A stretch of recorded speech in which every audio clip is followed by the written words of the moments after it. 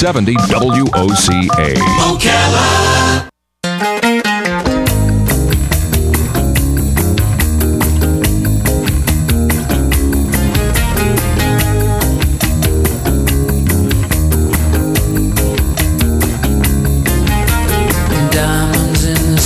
All right, 6 minutes after 11 o'clock. Thank you for tuning in. The biggest blessing in my life, Robin, is the fact that I'm a dad. Yeah. Absolutely, without a doubt. That's the number one blessing. The day that I go back to God and He says, well, how'd you like it? How'd you like your life? I'm going to say, it was pretty good. It was pretty good, but I really got to thank you for helping me become a dad, because I don't know how I would have done it without you. Oh, yeah. and without my wife. I think you needed both, One of the things, I know this is probably a silly observation, but it's like if you watch puppies being born, or you watch a horse being born, or any animal really, they don't come out crying. No. Human babies come out crying. I've often wondered, I wonder why we cry when we're born, and the other animals don't seem to.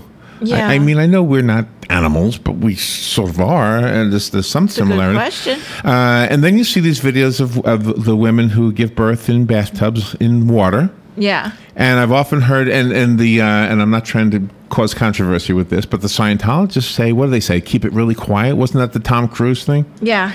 Keep it really quiet or something? Keep it quiet, and the women aren't allowed to make a noise. So people have different ideas on what to do if you're about to have a baby. This beautiful book is called Dream Birth. What a lovely picture on the cover, Robin, of such a beautiful baby here. It's gorgeous. Transforming the Journey of Childbirth Through Imagery is the subtitle. 161 practices for conception, pregnancy, labor, and bonding. I'm going to pay close attention to the conception part. Dr. Catherine Shainberg is on the phone. She wrote this book, and she's on the phone to talk about it with us. She's a psychologist, and she's the founder of the School of Images. All right, let's find out what this is all about. Dr. Catherine Shainberg. Good morning, doctor. Good morning. Thank you, Larry and Robin. You've got a lovely accent. Where are you from? Where am I from? Yeah. I'm French. French. That's the beautiful accent, right? And where are you right now? I'm in New York. I'm now an American.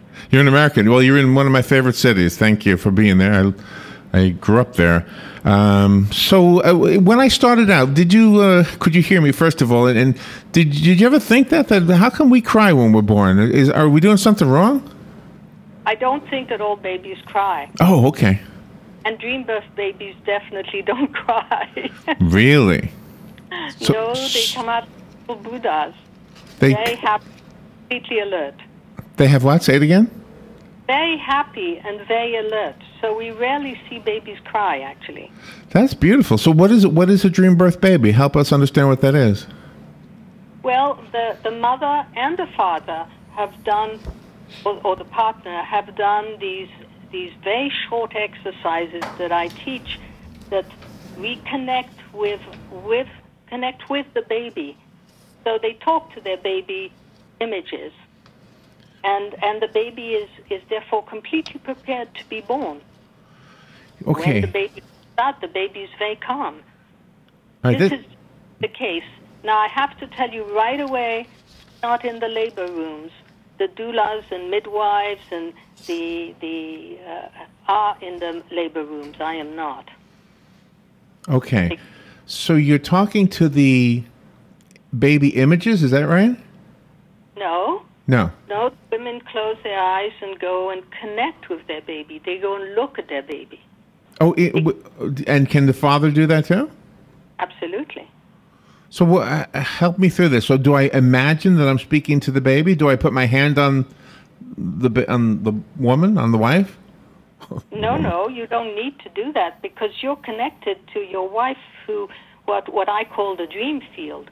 That is, you're connected through an imaginal process that is happening all the time between you if you love the person.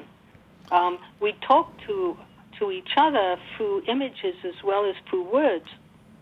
In our mind, we create both words but also images. So when I think of my son, I see him immediately. I am connecting to him that way. And if you can observe that husband and wife very often dream the same dream.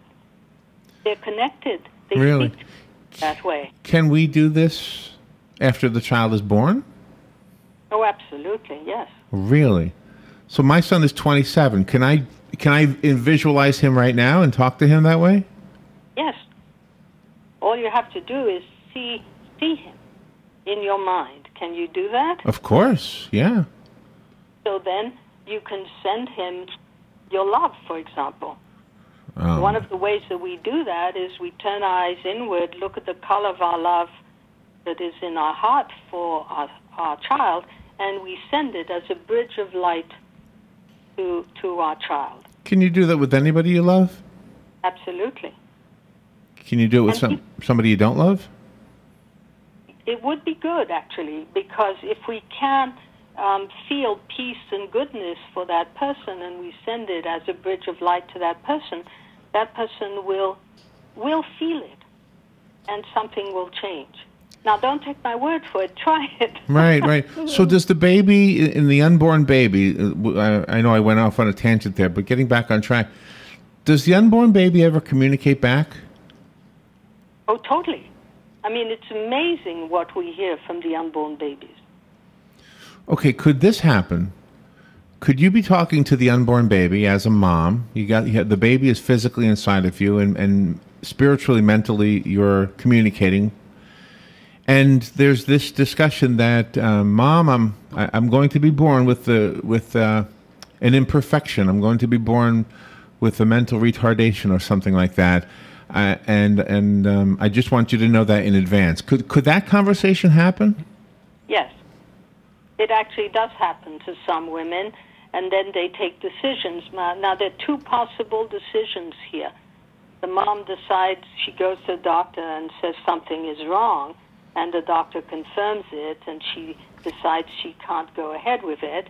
The other scenario is, can we talk to that baby and repair it in the womb? And we can. Now, I never tell the mother what to do. We really go into her inner self, her inner soul, and ask that question. What does she want to do? But we have seen cases. For example, we had a case recently of twins, and one of the twins wasn't doing well at all in the womb, and the doctor said to the mother, "You're going to lose that second baby." So one of my doulas, who's really learned the language, created a larger tube for that baby, and in the imagination, others saw more food going to that baby, more loving care. And next sonogram, the two babies were equal in size, and they were born perfectly. Really? It almost sounds like prayer. Yeah. It is. Well, prayer, if we understand prayer, it's very, very specific. So my specialty is really to teach people how, if I fabricate an image in my mind, it's like a key to my body. It's also a key to my baby's body. So we are not, we are not helpless. We can actually work with our images to affect our bodies. We can change what is happening in our bodies. And so that's the first aspect of the work here, is to teach the mothers that they can they can have control over their bodily functions as they're giving birth, or as they're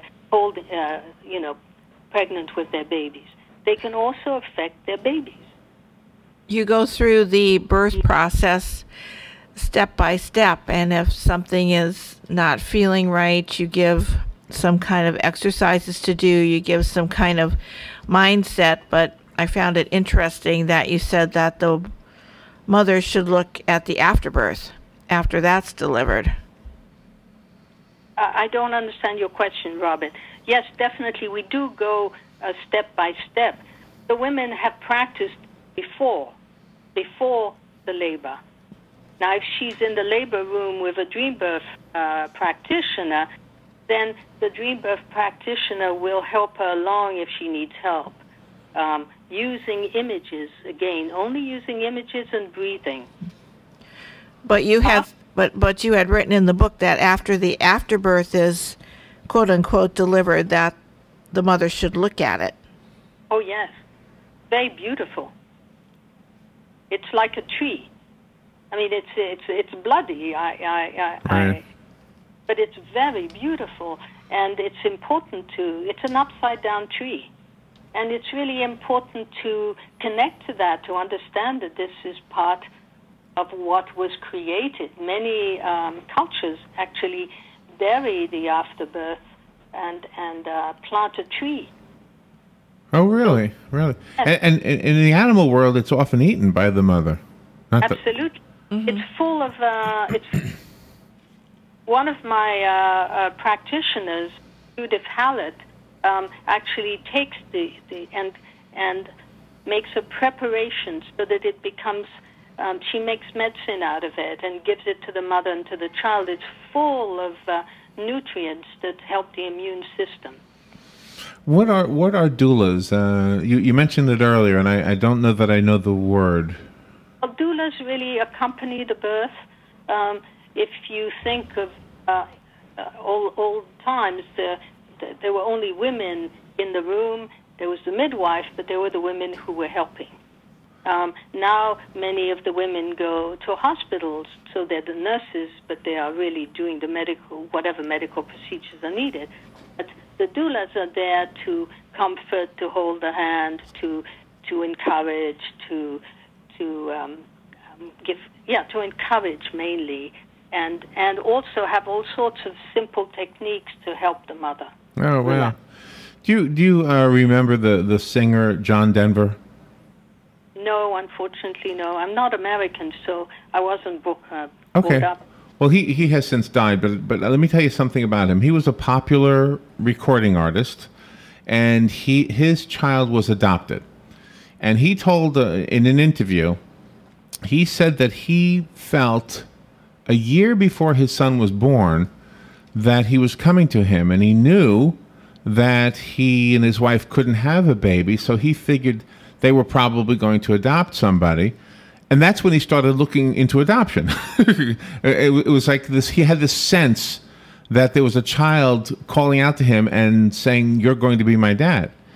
And the only reason I bring that up is because in my own life, this is absolutely true, and maybe people think I'm nuts for this, but about a year before my son was born, and my son is my natural son and not adopted, but about a year before it, I had this strong feeling that there was a new child in my life. I didn't know that it was a son. Mm-hmm.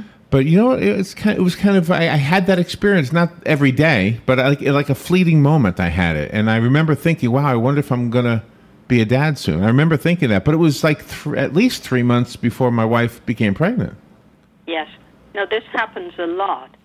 And people just don't talk about it because it's strange. But in fact, if you look at the subconscious, it's vast. It's not narrow. It's vast. You know, Einstein said something really interesting. That imagination is more important than knowledge. Knowledge is limited. Imagination encircles the world. So it's actually true. The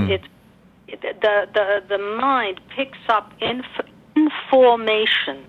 So form picks up from the ends of the universe. We carry all that knowledge inside of us, and the dreaming is kind of pop-ups from this knowledge that we have. So we know it's timeless, actually. And many women will say, "Well, I heard my child calling years ago." I remember my husband, and he was an older man when my son was born. He said, "Well, I always knew I'd have a third child." You write in the book about fathers getting ready for the birth, and that's when you bring in the different colors, which I found fascinating. The different colors. Yes. Yeah, you had the father should envision what it's like that the baby's going through as they're going down the birth canal, and you have the dad close their eyes, and they have different colors that appear in this vision that they have. so much. You don't remember. Anyway, I found that fascinating about the different colors. Oh, well, I'm going to run and look at the book. So let me just reintroduce our guest. Dr. Catherine Shainberg is our guest. She's up in New York. Her book is beautiful. It's called Dream Birth, and the subtitle, Transforming the Journey of Childbirth Through Imagery and 161 Practices for Conception, Pregnancy, Labor, and Bonding. Dr. Catherine Shainberg, again on the air with us. The conception part, I'm a man. I want to hear about that part. Yeah. I mean, what do I visualize there? It's a very special exercise for conception. And I'm not going to say it out loud. It has to be done when you really, really want to conceive. But the whole chapter of preconception and conception are exercises to clear. Therefore, to clear my body of old attachments, old fears, to really clear myself for the mother or for the father. And then to conceive really in an aware fashion, not to conceive because it happens as an accident, but to be aware of what we're doing. And this, according to the old Kabbalistic tradition, the Jewish mystical tradition, if you do that, you call forth children that are much more powerful and much more attuned. You also talk in the book, exercise 68, I just happened to open to that page, regards cesarean birth. Yes. How is that approached differently? I'm assuming that, I don't know this, so, but most moms, I think, know about this in advance. Am I right? Mm-hmm. Well, we actually do something. We teach that exercise. We teach that to the mothers beforehand in case something untoward were to happen, which very, very, very rarely happens. But if something were to happen and they need a cesarean, if they know they're going to have a cesarean, then we teach the exercise. I have a tape which is called Dream Surgery, which is a short exercise for surgery, and I've taught it for 40 years with amazing results. It's very simple. The key to this is that the body is conscious. And you can talk to your body through images. It's the language the body understands. So if you use the images correctly, the body responds. And so the operations always go much, much better. And you talk about the 4 worlds in your book. Yes. I mean, I talk about that because I want people to understand. They don't understand how something so elusive as an image can affect the body. The body is physical. But in fact, everything we create starts with something elusive, an insight. Oh, suddenly I saw this image of a beam of light. This is what happens to Einstein.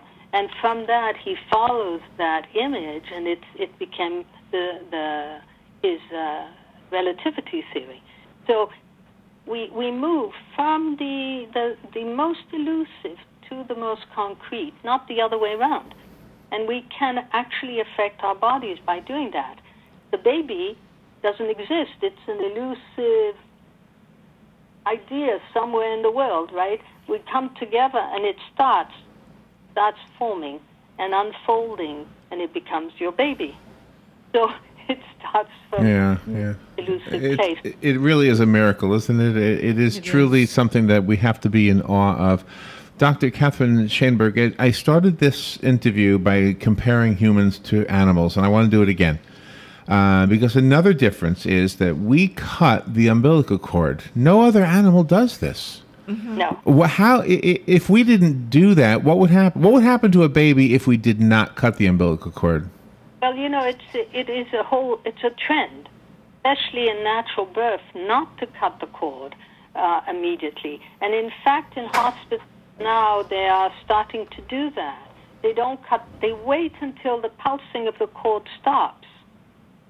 Now, in some cases, in natural birth, when it's really pushed to more, they wait until the cord falls off. This is very important, because think of it, what a shock it is for the child. He's got to get used to not being fed all the time.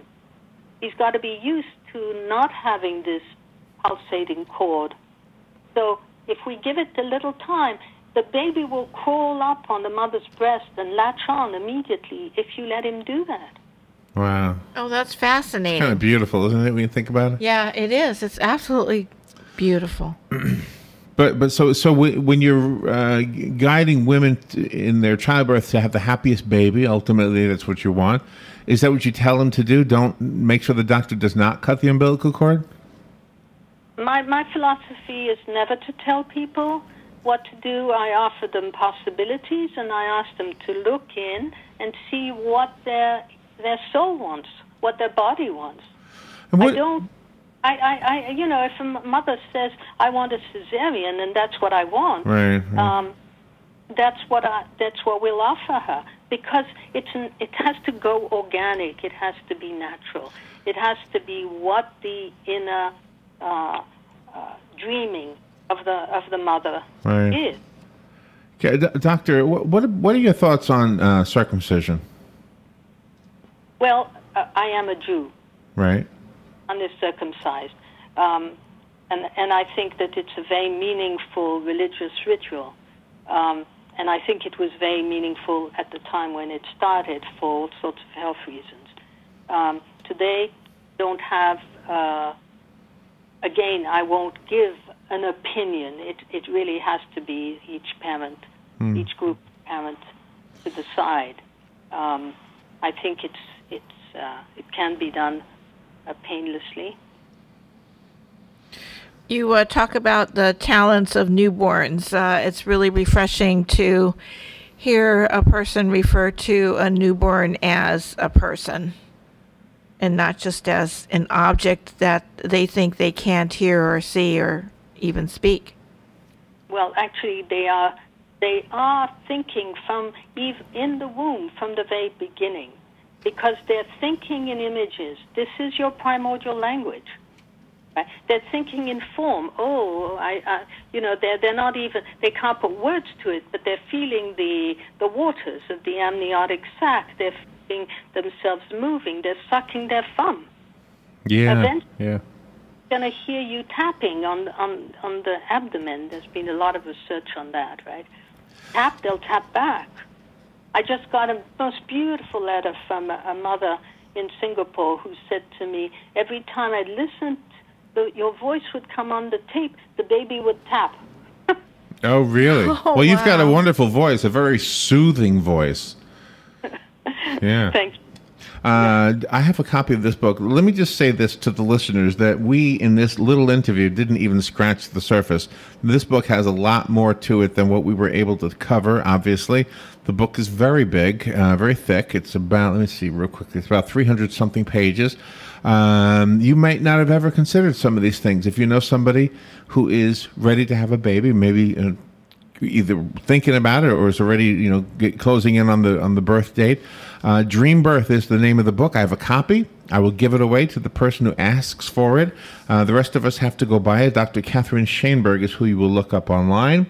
Doctor, do you have a website? I do. Dreambirth.co/ Okay, dreambirth.co, C-O. C-O, and then a diagonal slash. Okay, and then a slash. And is the book on Amazon and Barnes & Noble and all of the other online places? Absolutely, yes. And you can get it in Kindle, and you can also get the audio. So you have in the audio, you have the advantage of hearing the exercises spoken out loud. But you need the book also, I think. 161 practices, which I just want to reemphasize. We really didn't cover the entire book out in any way. Good morning. You've got the book. Who's this? This is Jim. Jim, you've got the book. It'll be waiting for you here at the studio.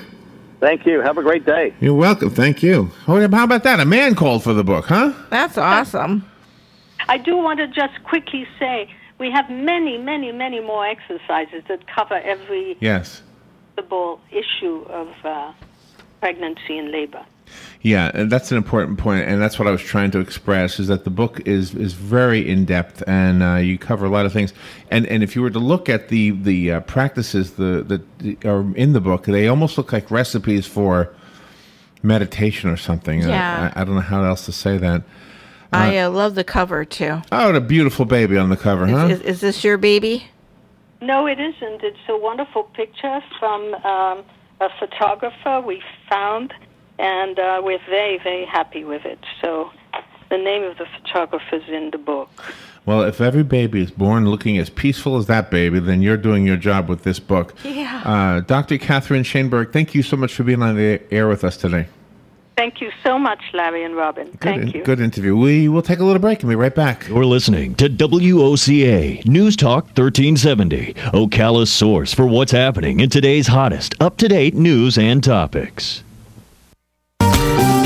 Hello, I'm here to tell you a little bit about the Ocala Leads Group. We meet the first Monday of each month right here at the WOCA studios. We are open to all business people that need to connect to each other and network to help this fine community grow. Again, the name is Ocala Leads Group, and we meet the first Monday of each month at 12:07 p.m. right here at the WOCA studios. Questions? Call 732-8000. Please, make the time to grow.